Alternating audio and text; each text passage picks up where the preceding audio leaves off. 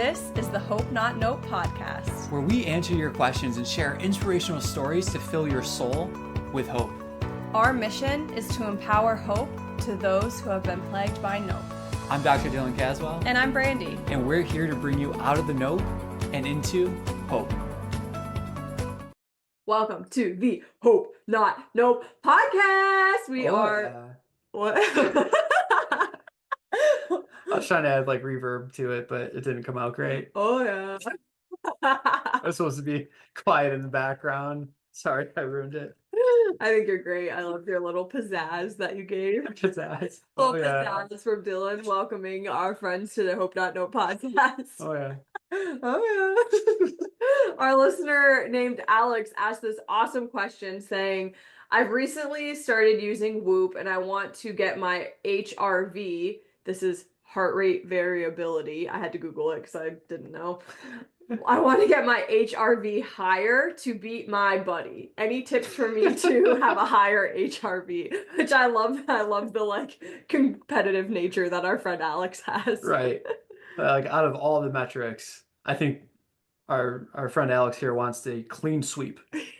Like, I want to beat him in strain, I want to beat him in sleep recovery, and I want to beat him in heart rate variability. Let's go! Well, like, what is heart rate variability, and how do I win heart rate variability? And, if you're wondering too, like, what is Whoop? It's a tracker that you wear, and it can give you data on your strain, on sleep data, and on heart rate variability. And there's other wearables that can do that. And I think we did an episode this year on wearables. Yeah, it was in January. And the benefits of them, but also there's some cons to them. But I'll stay on topic. Just wanted to let you know some of them are scams. That we do have an episode available specifically on wearables, the benefits of them, also the not so great benefits of them as well. But we'll stick to heart rate variability and the question. So let's start with, what is heart rate variability? Well, heart rate variability is exactly what it sounds like, the variability in your heart rate. The idea of this, we'll call it biometric, is that it's meant to give an idea of the fluctuation of your heart rate in a day.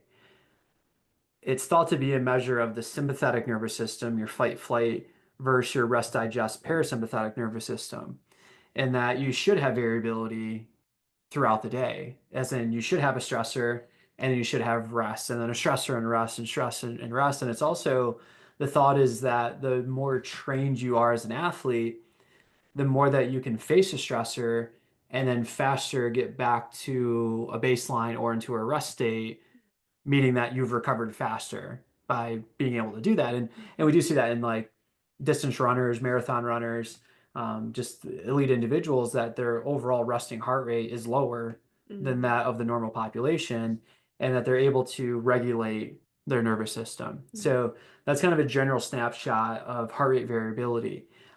Is it accurate data? Is it good data? Yeah, it's good. And it started to come from EKGs and looking at the difference in the waves and seeing that there should be fluctuation. Like a healthy system has fluctuations. It's just, how big are those fluctuations? How often are they? And how long does it take you to recover from that? So like, if you face a stressor, as in like a workout, and then it takes you 2 days to recover, you had variability in your heart rate, but that range is not a great range to have for recovery. And that's where it gets confusing with heart rate variability, is that it's very independent on you as an individual of what your baseline is and what you are doing and the stresses that you're facing. So like my baseline heart rate variability is likely different than Brandy's, which is different than Alex's, which means that your heart rate variability baseline is probably different than what your buddy's is.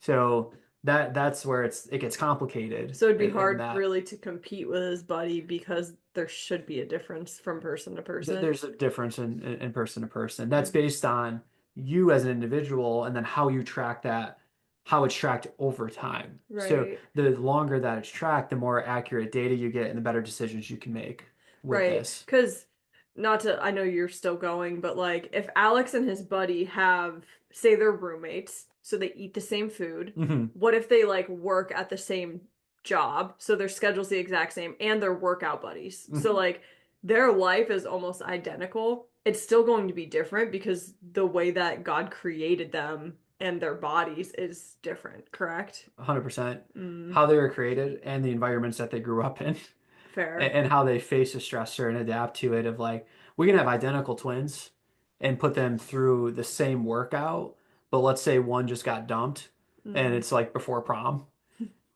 Which one's at high risk for injury, yeah. right? So there's so many factors that go into a fluctuation in your sympathetic versus your parasympathetic nervous system. I'm terrified of a particular animal that I will not name on this podcast that Brandy's not terrified of. And then vice Mm. versa. There's animals that I'm not terrified of that Brandy is that will remain nameless on us. And the reason I say that is because I remember watching Ellen DeGeneres growing up and she would find out what the guests were afraid of and would come out and scare them. Oh my And I'm gosh. like, okay, yeah, I want to like not have that happen. Not that Just in case we're we're ever going, on Ellen. yeah, which they don't even do. Like, I think Ellen was like retired or that show like wasn't Oh, re-upped, but still. just in case, we're gonna protect that a little bit, Yeah. even though it's in the book, but whatever.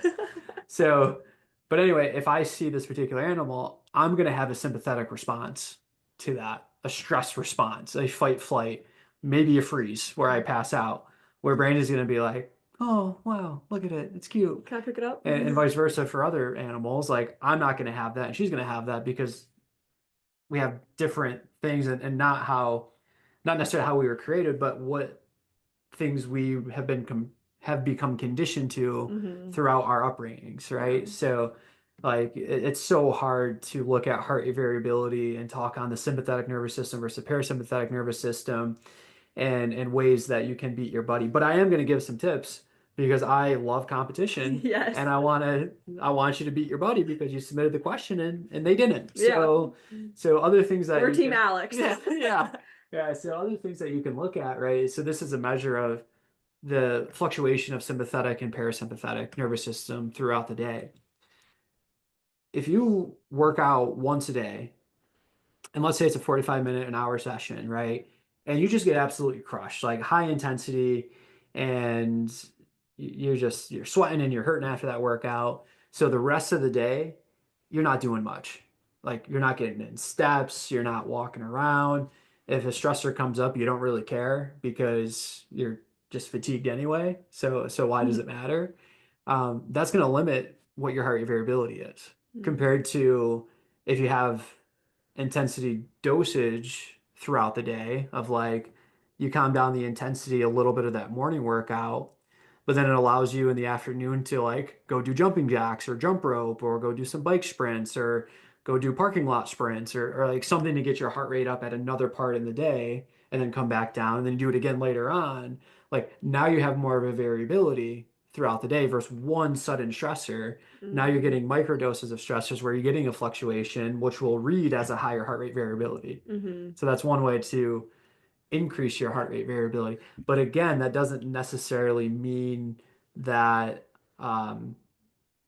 like a lot of people say like the higher heart rate variability you have, the better that it can be. Well, it depends on that person and like what are the stressors that they are facing over and over again. Because like we talked about physical stressors, but also it could be that like, hey, your buddy might have a high heart rate variability because he has a lot of stressful meetings and does not like his job, Mm, but has the ability to recover quick after the meeting because he's decent at adapting to mm, those stressors or compartmentalizing them and putting them away. So now like they're sympathetic. Oh man, this meeting, my boss is on my back and whatever. I'm gonna go outside, take a deep breath. Okay, I come back down. Oh, okay, mm, next meeting, like, gosh, like nothing's going well, blah blah blah. Okay, now I go to lunch and I take a deep breath and I'm regulated and oh, next meeting. So right. it's like there's other stressors that play a role in heart rate variability other than just working out. So if you don't want to work out, you could like look at surprise photos or videos of the thing that you're terrified of to get a higher heart rate Yeah. and then be like, okay, that was just on my phone. That's not real. And then come back down. And you might in that like now become deconditioned to the thing that you were afraid of. Yeah. So You want to it try could be that, a dual Dylan? benefit. It would be a way to start of decreasing my fear of this particular animal. It'd definitely be a way to start and probably the safest way for me to start. But am I there yet? No. Yeah. Alex, I love the question, but I do wonder if with wanting to beat your friend, comparing Whoop, if prioritizing your sleep score might be better than heart rate variability.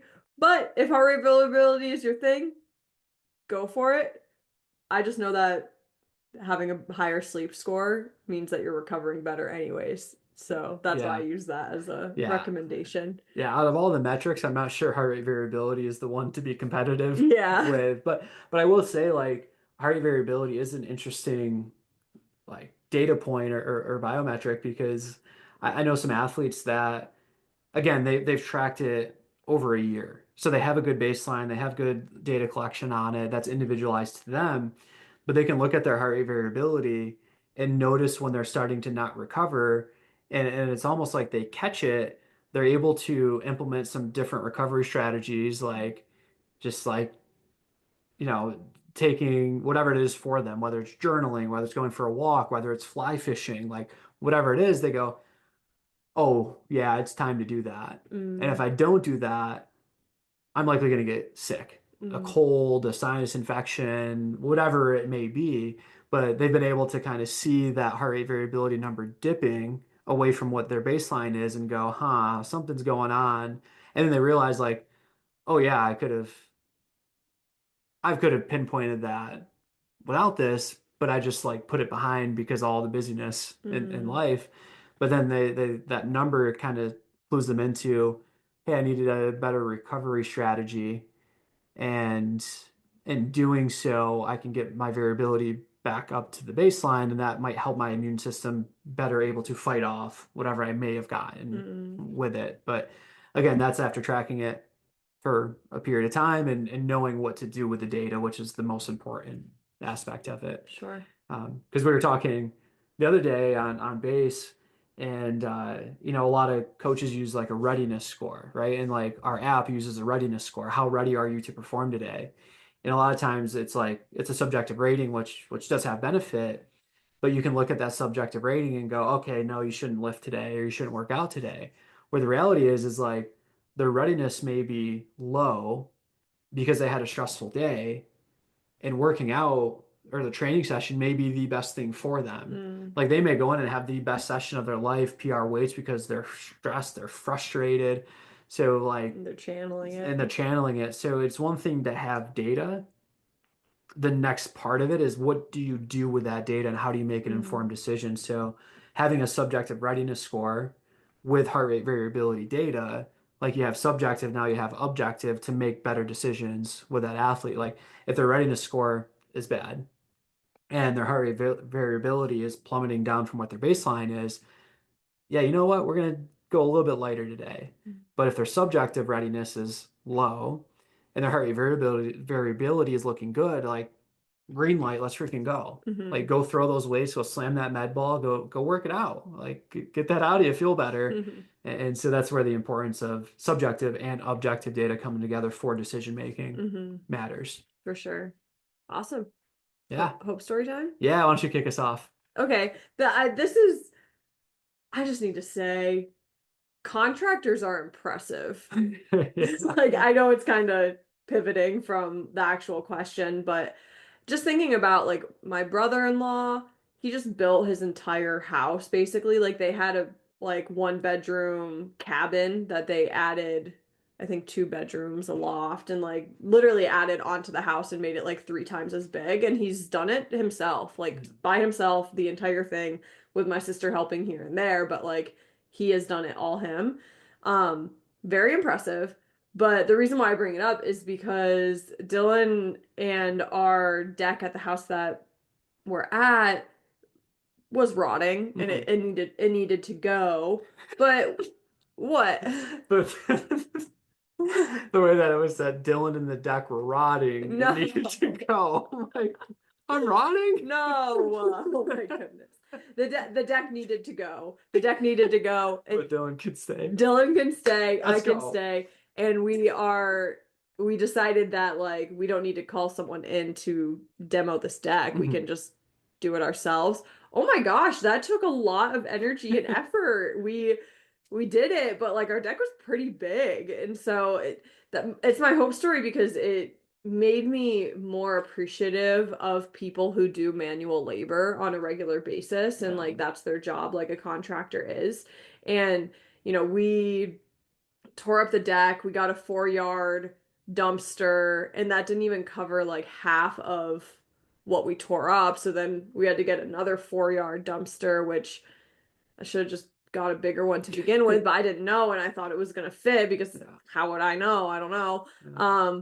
But it was just a lot of work, and you're like, oh, there's not that much wood here. It'll take 2 hours, and it takes like seven. And so I don't know. It's just I'm it's my hope story because I'm proud of us and like our ability to do it, but I'm also just very impressed with these people who like their job all day is essentially working out. It's just not with dumbbells and barbells. It's with piles of wood that are heavy, and it's impressive. That's Yeah. all. Yeah, just constant movement and Yeah. like and the boards we were lifting, they weren't necessarily like some of them were heavy, but it was more of like even just the tools of Hmm. like using the saw, Yeah. like the reciprocating saw, and just like holding that with your forearm and the vibration, and then like carrying it and then getting it into the dumpster. It's like a lot of repetitive work that definitely it's like their whole day is a workout, Well, and which then the is mallet, and like I was using the mallet, and the you mallet broke the bro I broke the mallet.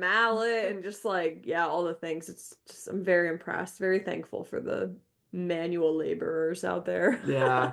Yeah, and my hope story just goes right along with that of just being able to one of our athletes said to us, the real test of a marriage is doing house projects Mm. together. And if you can get through a house project together, you'll be all set. And this is a athlete who's been, I don't know how many years he's been married, but it's been a long time. Hmm. And it's just Well, I mean, he's he's in awesome. his late 60s and Mhm. like got married young, so whatever that math is, Yeah. that's So awesome. it's good to know that we have gotten through 80 something podcasts, or that sounds bad. We get to do the Yeah. podcast and we've done 80 of them, and that we got to demo demolition deconstruct this deck together, and it was fun. We Hmm. had a good time doing it. Yeah. So Go team. go team. We're a great team. Yeah, Booyah. perfect. Bringing it back. Bringing it back, bringing Booyah back.